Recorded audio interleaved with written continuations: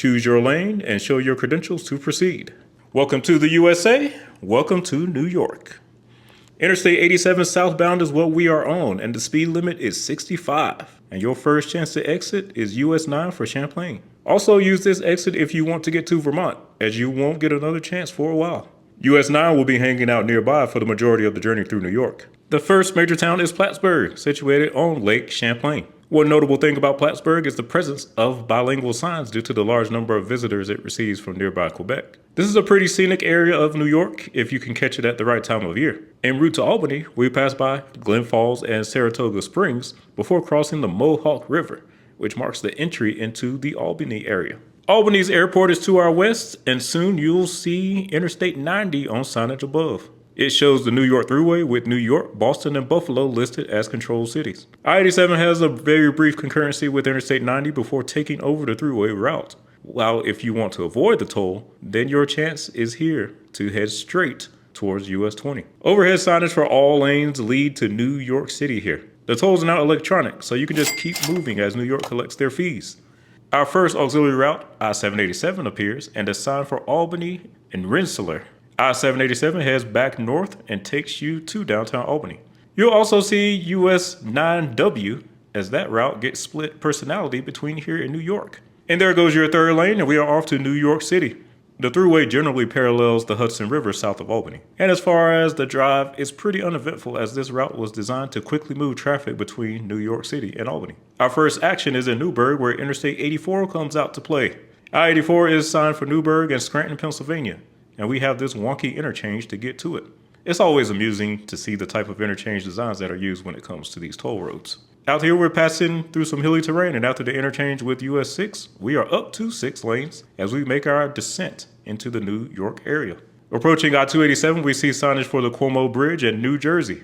Interstate 287 serves as a partial beltway around New York, and heading south takes you through seemingly hundreds of New Jersey suburbs before ultimately connecting to Interstate 95. While the northbound I-287 comes along with us towards New York City. Interstate 87 just barely misses crossing into New Jersey. Now we take a more east-west turn into suburban Rockland County, and access to the scenic Palisades Parkway is also here.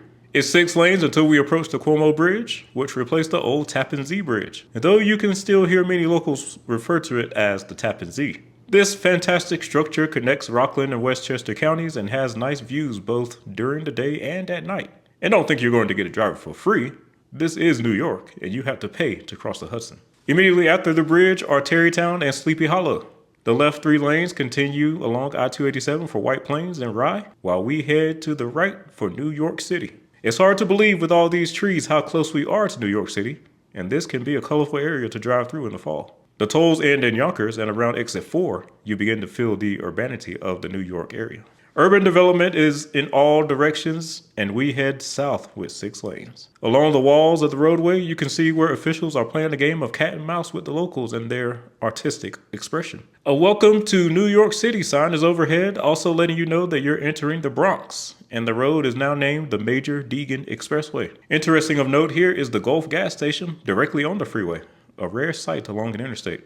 Very dense developments start to appear as we travel deeper into New York, and overpass bridges are quite frequent. As we approach Interstate 95, signage appears that guides us to Manhattan and Queens for I-87 and New Haven and Trenton for Interstate 95.